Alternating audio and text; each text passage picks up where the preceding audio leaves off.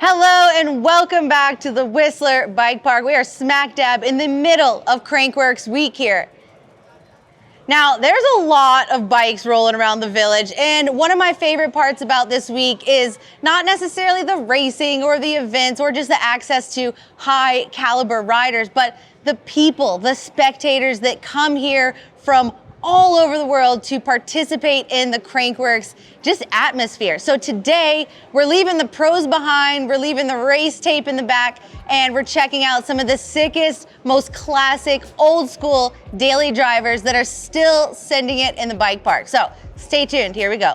Okay, joining us now, we've got my neighbor who just happens to be a classic bike aficionado, and your Banshee Scream. So Pete, tell us a little bit about this bike, how old it is, and where you got it. So I got it off the old trusty Facebook marketplace here in Whistler. There's some gems on there. It's a 2003 Banshee Scream with a 2003 Monster on the front of it. It's not the Super Monster, unfortunately, just the regular one. But yeah, I've had about a year. It's been a lot of fun. The fork actually didn't come on it. It came on a different bike, which I put it on this one. Kind of the dream bike of mine since I was, 12. Roughly around the time that it was made. Something I always dreamed of. Grew up in the UK, didn't see a lot of these. It's 54 pounds, I think. It weighs about 10 pounds more than my e-bike. It's a real interesting ride, that's for sure, in the park. In the park, I love that. He actually does you have a lot of nice bikes, but he does take these out into the park.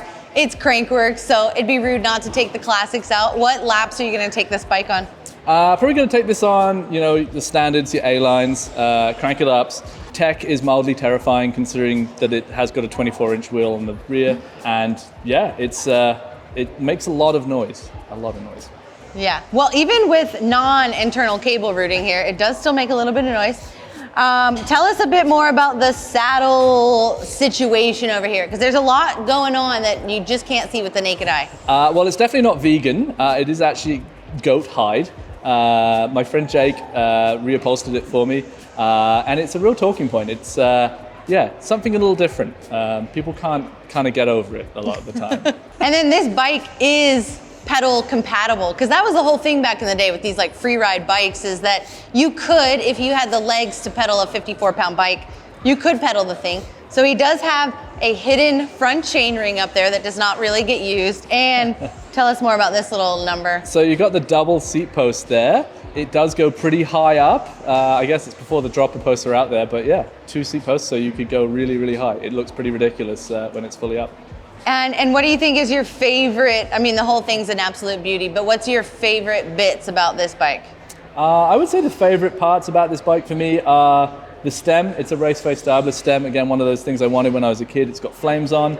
The Monster T, it's amazing. It's also probably the worst thing on the bike. It has no rebound, no compression, no adjustment whatsoever. And it's got about, 40 liters of oil in the front fork.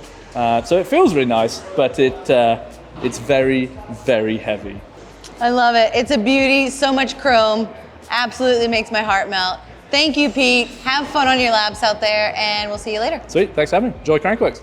Joining us now, we've got Mateen all the way here from California. It's his first time ever at Whistler Bike Park, and funny story, we actually saw you a couple years ago at the Sea Otter Classic. Oh. So when I posted up that I was looking for some sick bikes to do some interviews with, he was around. So tell us a bit more about this Trek session that you've been ripping around in the bike park. Well, honestly, Christina, not much has changed since Sea Otter. I can't change this bike for one thing, maybe a new speed tensioner, but at the end of the day, it's another pogo stick, 2.6 bike. Gotta love it, perfect for A-line, can't wait to try it on Dirt Merchant. A few other things that I'm willing to do on this bike is maybe get some longer housing, try some bar spins, but at the end of the day, have some fun, ride a pogo stick. How many bikes did you bring to Whistler with you? I brought 2 bikes, so That's unfortunately I had a 2013 S-Lyrics demo and I broke that like an hour ago. So I brought this thing out and I was just like, you know what, let's go for some pogo stick laps and 2.6 the park, and it's been fun. I mean, I just hit A-line for the first lap and then it came up and met with you, and can't even complain. Love it. So, I mean, you've got like a nice lyric on there, and it looks like you've got some pretty nice suspension here. It's logos are off, but other than that, like, what have you changed on the bike since you picked it up? So pretty much when I bought the bike, I bought it for $750 in California. Completely stock, 2010 session. Got a new fork, completely new cockpit, headset, brakes. The only thing that really came with the bike is probably the C-clamp, the chainstay, and the cranks. That's about it. The classic white cranks. That is like a really time-telling piece on a bicycle. Definitely. The more white pieces you have on there. And I got to know more about, I mean, you said chain tensioner, but is that what we're referring to this tube as? Well, at the end of the day, that is a Shimano road bike chain tensioner that I got for like 25 bucks. Yes. Why spend money on a bike that's cheap? So got a little bit of a bump stop, what I call, and it's just been perfect. It's a little loud, but if it keeps the chain on, right? And you said you're running full 26 front and back. Definitely. These are some, I think they're 2011 Mavic D-Maxes, 2.6s. Yep. They're the most bomb-proof wheels I've ever ridden. I actually, not saying they're bad wheels, but I've blown up an Envy before, so I'm kind of sticking away from carbon lately. And this is a full aluminum bike, and it weighs, I think, 31 pounds. It is so light. I picked this thing up and it's like scary how light it is because you're riding like A-line. You said you rode Dirt Merchant yesterday on the other bike, RIP. And you think you'll make it to Dirt Merchant by the end of the day with this? Probably. Yeah, for sure. It's gonna be super fun. I just need to make sure that I get the suspension dialed in for, whist laps. And I love, like personally, I love a good single speed bike in the bike park. It just makes sense.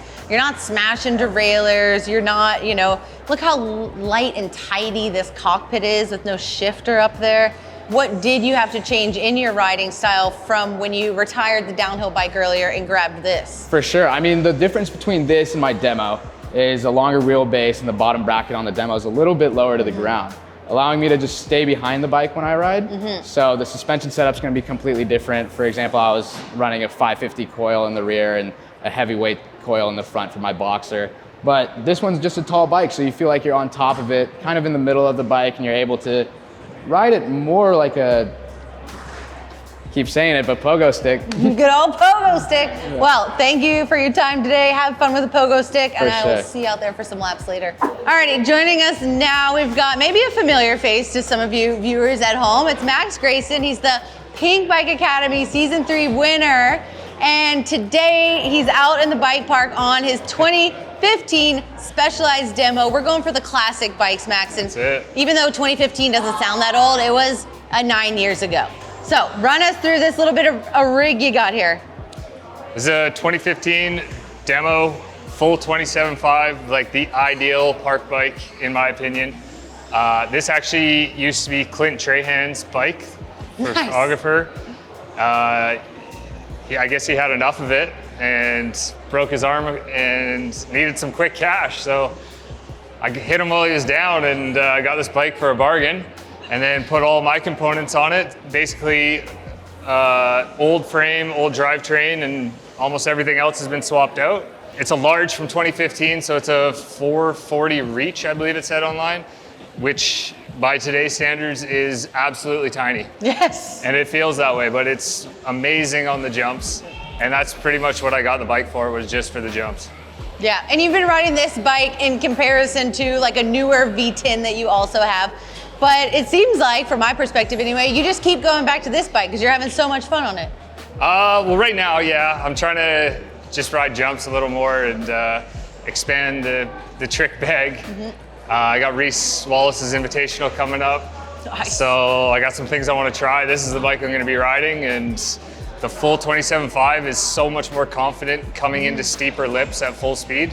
That's the biggest notice compared to the V10. The V10 is heavy. It feels like a boat compared to this thing. Yeah. And this is just like puts a smile on my face every time I ride it. Tell us a little bit of how you've set it up, because you're not only just hitting like A-Line and Dirt Merchant, you're doing some of the more spicy, off of the map features in the bike park. So you're probably have a couple of tweaks there, let's say. Yeah, I'm not gonna lie, this thing is set up basically solely for the jumps. And by that I mean, I probably have like 32 to 35 PSI in the tires. I think the fork, I haven't opened it up, so I don't know what Clint was running for volume spacers. I'm guessing just 2. which comes stock, but I think it's at like 95 to 100 PSI, and then about 260 air PSI in the shock, which is aggressive, extremely stiff. And I think there's like 2 clicks out from close for the rebound. So basically just a dead bike that's what you want, is like super predictable. You don't want it to be like a pogo stick and bounce you. You don't want to get bucked. Funny you say that. The last bike that we checked out, that's the best description he could give us, it was a pogo stick. So I noticed you're rocking some Pirelli tires. I haven't seen a lot of Pirelli tires out in the wild, and you're running the back one reverse, let's say. Tell me about that operation, just so you get more braking traction? Well, it's not actually how you're supposed to run it. I, like most people, had put it on, installed it, and once I realized, had it back on the bike, I realized it was on backwards, and I'm like, it's a rear tire, I'm not swapping it, I'm committing to it. Thing I hate about this is how this seat tube angle, I have to run my seat so high, and it still buzzes, as is. I don't want to go any more higher on it, and it's uncomfortable, but that's my only complaint about this bike, is the old school seat tube angle is like, it's insane what they used to have. All right, Max, those are all the questions I have for you today. I'll let you get back into the bike park, and thanks so much for joining us. Joining us now, we've got my old indoor cycling spin coach, Chrissy Duvall, but formerly known as Chrissy Redden, with her epic cross-country race bike. This thing has seen some action. Chrissy, run us through your Gary Fisher. Okay, hardtail, back in the era of, I think, 2002, and we would race with both hardtail and dual suspension. And I was on the Subaru Gary Fisher team, and just running through this, we kind of grabbed this bike a little while ago, and I made it into my little cruiser bike. So it's got original Manitou black suspension on it. This is original carbon bars, which are chipping and peeling. Original XTR shifters, the kind that flip up and down. Yes. Nice tassel grips, not original. We've got the Subaru, the Gary Fisher. We've got original numbers on here. These were so that you didn't cheat. So they'd put your UCI ranking or your World Cup ranking on both your wheels and your frame. On this, the last time I raced this, I was 14th in the world. Amazing. Which I wish it was lower than that, but it's not. The paint is chipping because it was a super lightweight paint. Yeah. When they gave us these bikes, they said never sell it because it's not really stock. And yeah, not original pedals. This is for the dog, Nusky. She rides around in the back. I don't know, what do you think? Pretty fabulous. Okay, where have you raced this bike? Because Chrissy has raced for Team Canada in the Olympics. Yep. So where have you raced this bike? Okay, so I would race this bike when the courses were not that technical. So not Mount St. Anne, not Vermont, not West Virginia, but I did race it in Europe. So I think Germany we raced, and it was more like double track, hard pack, steep climbs. Madrid, I believe. And that was a city course, and not much technical, but super aerobic. So more of the aerobic courses. And are these kind of like the tires of the era for you, or are these like actually those tires? No, this is, I think my race wheels probably went with the other bike. Right. And I probably sold it at some point. These are, I have no idea where these wheels came from. What do we got here? Cross Max 26.2.1. No, 2.1 was too big for me. I went 1.9 and 2.0. Oh this is probably like, oh, moving to Whistler, better get the big tire out. Better get that extra grip and action. Yeah, and right now it takes me to the lake. So that's pretty fun. Yeah. And around town in Whistler. I imagine you'll keep it forever. Yes. That's beautiful.